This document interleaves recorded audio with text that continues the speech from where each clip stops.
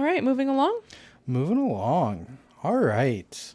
This one is coming from Am I the Asshole?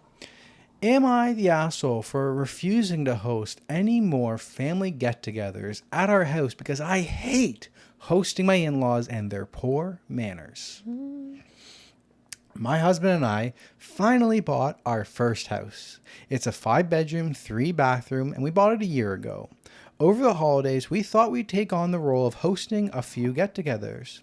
From my perspective, it was absolute hell.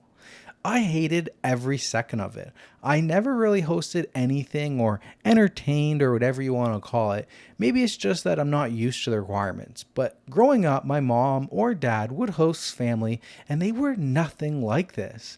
My in-laws did things like let the kids run around screaming / yelling up and down stairs, touching things that didn't belong to them, making messes, and not making them clean up after themselves. Also, parents didn't bring anything for the kids to do and got pissy with us for not having anything for them. They brought a dog into our house, let the dog onto our furniture. They left chairs sticking out of the tables / counters instead of pushing them in. They stomped around the house with their shoes on despite being asked to remove them.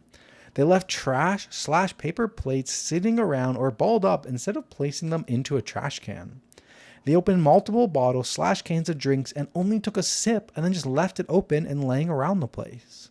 They pulled out and used new rolls of toilet paper when there was still plenty left on the rolls. They opened all of our medicine cabinets. Only one person asked if we needed help at any point, and it was my husband's brother's new girlfriend who we were all meeting for the first time. She offered to help us to clean up, bring out food, etc. Overall, this was a terrible experience. My husband was shocked at his family's behavior and didn't know what to say.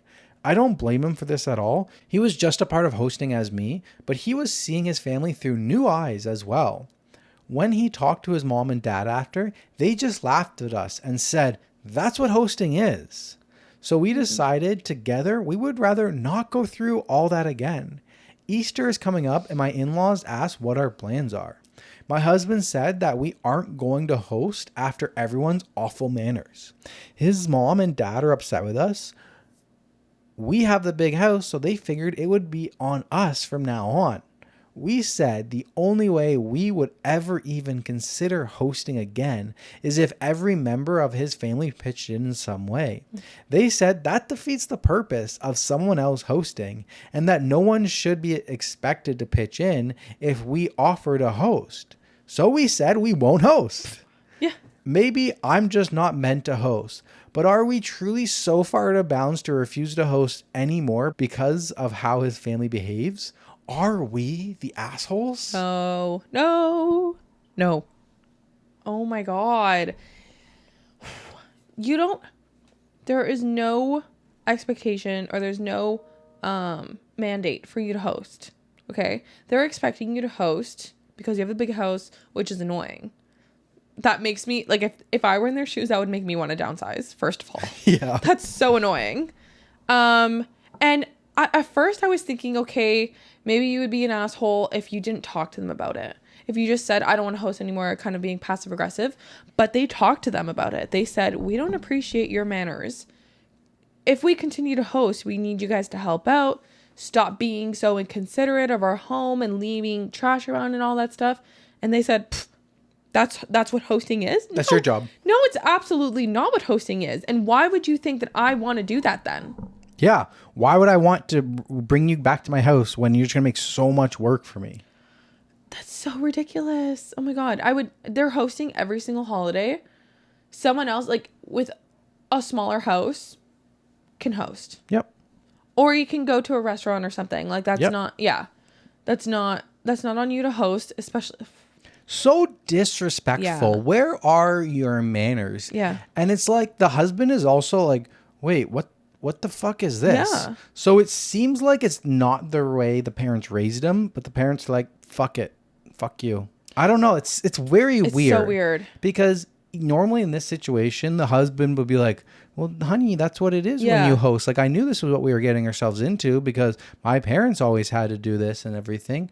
But the fact that he was like, what the fuck is happening too. Yeah. It was like, this is so weird. The fact that he Yeah. doesn't even understand what's happening. Yeah, it's very odd because he didn't see it like with his upbringing. Yeah. So I'll always try to help out. I try to grab the plates and but like some of the things that she said, just like opening cans and like they couldn't put their paper plates into the garbage and stuff. Like, come on. Like, yeah. And who brings their dog into the house and then just lets the dog jump on all the furniture? Yeah, everything? without permission. It sounds Without like they permission. didn't know that the dog was coming. And they got pissy that they didn't have games for the kids and stuff. Buddy, that's your kids. You entertain them yourself. Like, that's ridiculous. And who goes through people's medicine cabinets? And nobody offered to help on anything, like bringing out the food or cleaning up or anything. Like you go somewhere, just offer to contribute. Yeah. Like do something. Like you see, like, you know, somebody left a paper plate on the desk, whatever. Just put that into the garbage. Like try to find some little things. I always try to help out for the host and stuff. Yeah, 100%. This kind of reminds me of like back in high school, like hosting house parties. Do you ever go to any house parties? Yeah.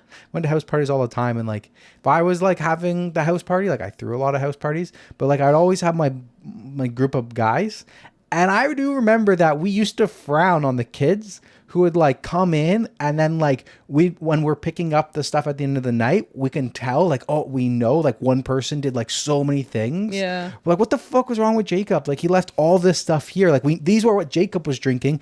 All of his fucking drinks, not a single one made it to the recycling bin. Yeah. Like, or like this one's half drinking, that one's half drinking. And it's like, so like sometimes there's like, you could tell like, okay, generally there's a general mess and there's like 5 guys or a crew and we're all like helping cleaning up. And if I ever stay late at one of my close friends was hosting, like I was the one staying late, I'm always cleaning up the party. I'm like, guys, okay, let's get all these beer bottles round up, all the drink bottles, get them in the recycling. Let's pour them out before we don't have to do it in the morning. Let's just do it all now while we're wasted. And then we can go to bed and stuff. Yeah. But then there's always be somebody who are like, we know he left all of those. Yeah. We don't like that person. So Yeah. it kind of reminds me of that. But like, yeah, just put in a little bit of effort. Come just on. clean up a little bit if you're going to somebody's house. Yeah. I would love to have the big house. I would love to have a compound of activities, and I would love to host every single event.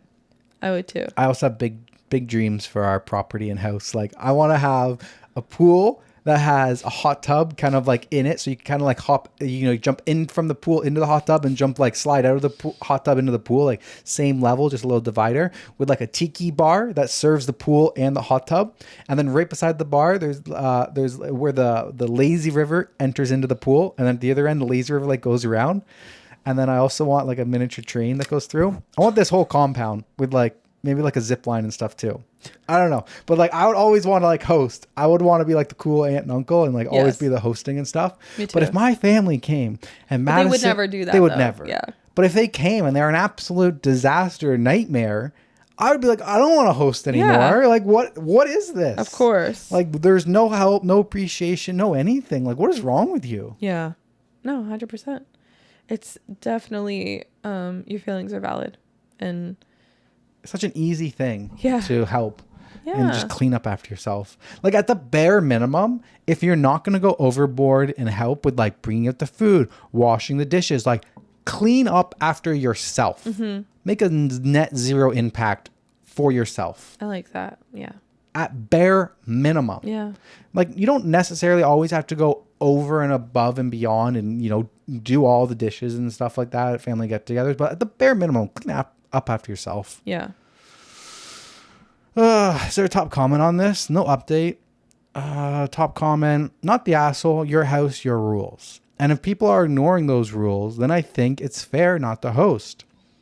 I think it's valid to not want to host for any reason, but your list is wild to me. Going through the medicine cabinets is a huge one. I'd be worried about hidden addictions in that family. That's who does that. Some of them are easily mitigated. Pets on the furniture? Clarify, no pets if you ever host again. But what really gets me is the shoe thing. It's super common in a lot of cultures not to wear shoes in the house.